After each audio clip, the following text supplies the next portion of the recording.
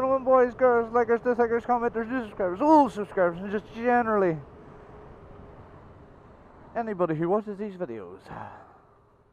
Welcome back.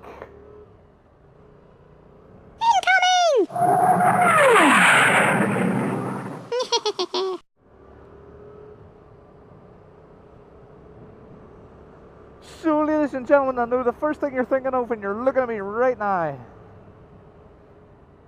and that is, how the hell did I get stopped by 2 traffic lights? Yes, ladies and gentlemen, as you can see, I am currently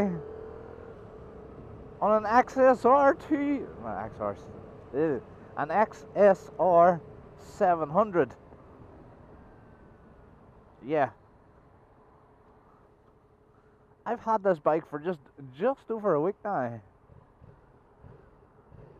I originally did do a XSR 700 video, and I didn't like it. I generally did not like it. Seating position's a bit weird, but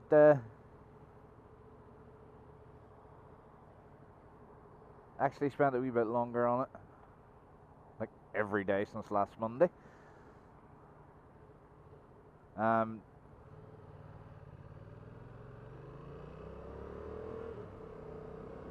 And it is, now that I'm used to it, it's a surprisingly nippy little bike. That MT-07 engine is fairly decent, can be frugal when it wants to be frugal, and with the standard pipe on, it's virtually silent. My mate turned his Dorsey Duro one the other day with the RO pipes, or with his big loud pipes on it, and I couldn't hear the sodden thing. I had to check to make sure it was still running. What I do like about this was when you actually start to set at a certain speed, eco mode kicks in, and it actually has like it has your average miles per gallon, and it has your active, like an active miles per gallon, which is fun to play with.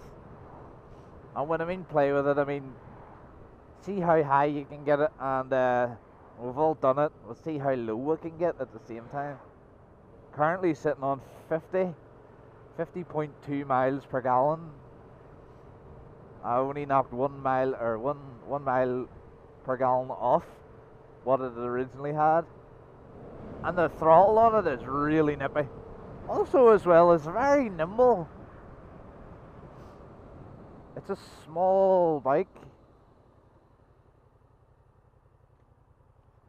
Some bikes you don't know whether the engine's the right engine for it, but this here bike, it's a decent engine for what it has. I mean, the amount of filtering I've done on this is probably double of what I've ever done. So big thank you to the guys at Charge Hearst for letting me have this for a week. It's part of a story that I'll be telling you about soon.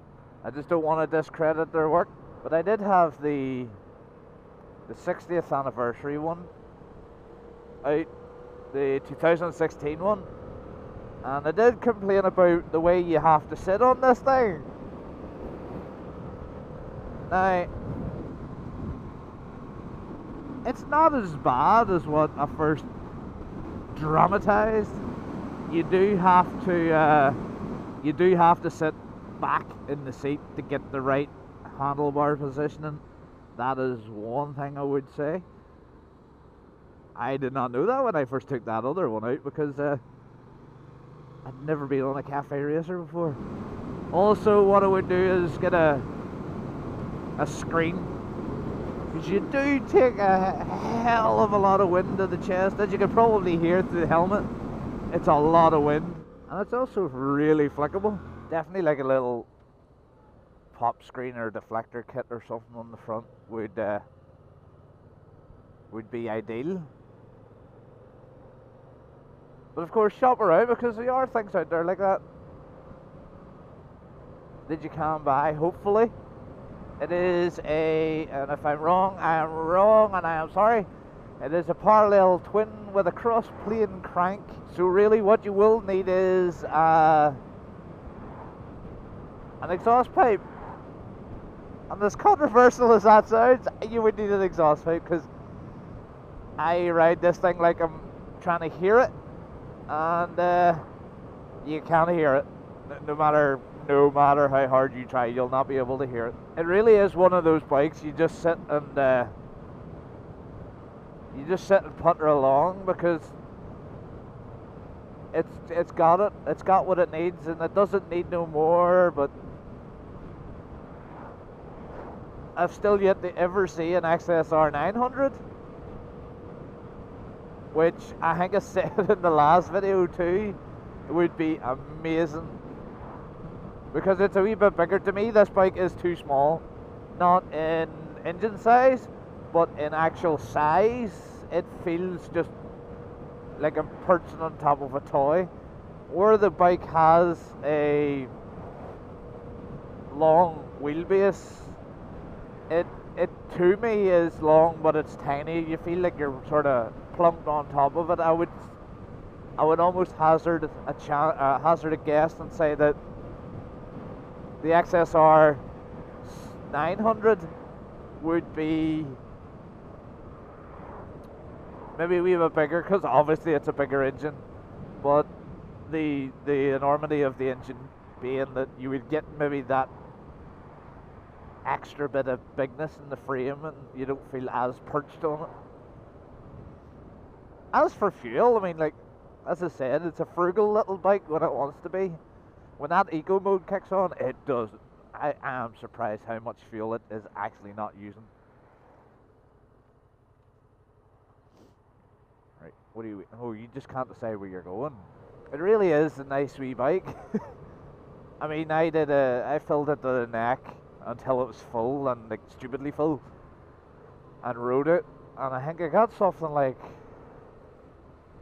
just over 65 mile out of the tank before it even made a dent. Obviously there's two ways to ride a bike. You ride it like you stole it, or you ride it like you don't own it.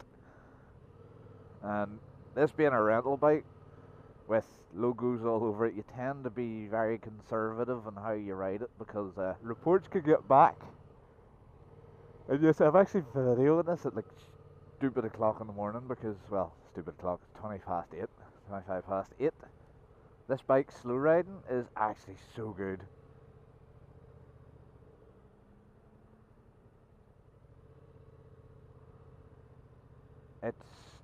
It's well balanced.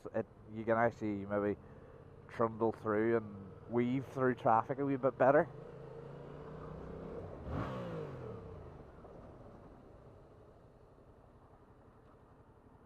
Why does everybody think this bike's loud? Suspension wise, it is pretty basic. I do not change the suspension on a rental bike, as I'm not going to be the only one riding it, and my settings are not to what everybody else was wanting. But what I would say is it's probably on like a minimal setting, and it does sort of way up and down and flick you, but it's not violent, it's not uncontrollable. It is actually really good to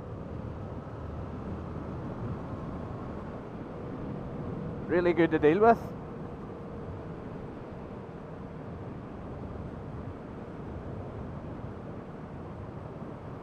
And they have those retro looking tires on them, which is, I love the look of them, but I don't think I could ever have them.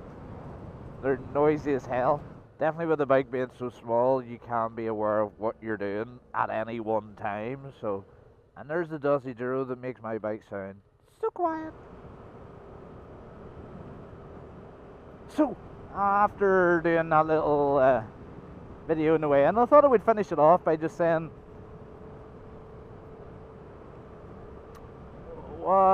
doing the review 2016 one, I can see why I didn't like it. Given some time with it, yeah, I could probably get used to it, but I would prefer the 900, because it's a bigger bike. It's just bigger. But for the money for this here, even if you were like, everybody's into their own little style of bike, I mean, you could almost use this as a starter bike. If you were that way inclined, I mean, anything more cafe racery, you're looking Triumph and stuff like that there, and it's not. You're talking, there's a big price difference. Handling and stuff on this bike, it is, you can tell that it's a longer bike. Going into some corners, you do run exceedingly wide. And I wouldn't be the knee down type of person, but you do get the feeling that, you know, a tight corner, like a U-turn would be very tight.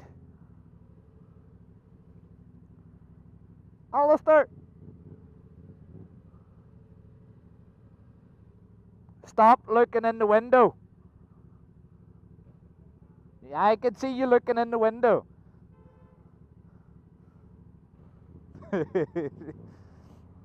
Nice wee pipe on it, we make it sound immense.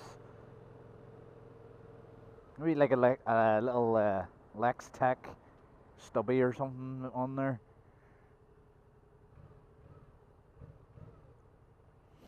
Lex Tech stubby would do it. But you would have to pick one that would fit. Because I know, like all the MT-07s, it has those weird little, I call them pop-out exhausts, that just pop out the side. And I'm not a real fan of those. I'm more of a, it's on the side of your bike and there's where it lives. But it revs for days.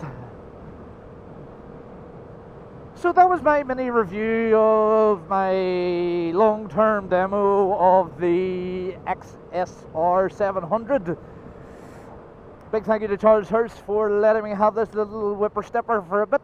And as always, like, comment, and if you haven't already, subscribe. It doesn't take much, and I would appreciate your thoughts on the little XSR. I can't even say it properly. And let me know what you think of it. Have you ever rode one? Would you ever buy one? All that sort of fun stuff. And accessories. Is there any accessories out there that you would recommend? And remember, keep it lit. And if you can't keep it lit, there's always a bike out there. There always is. Incoming!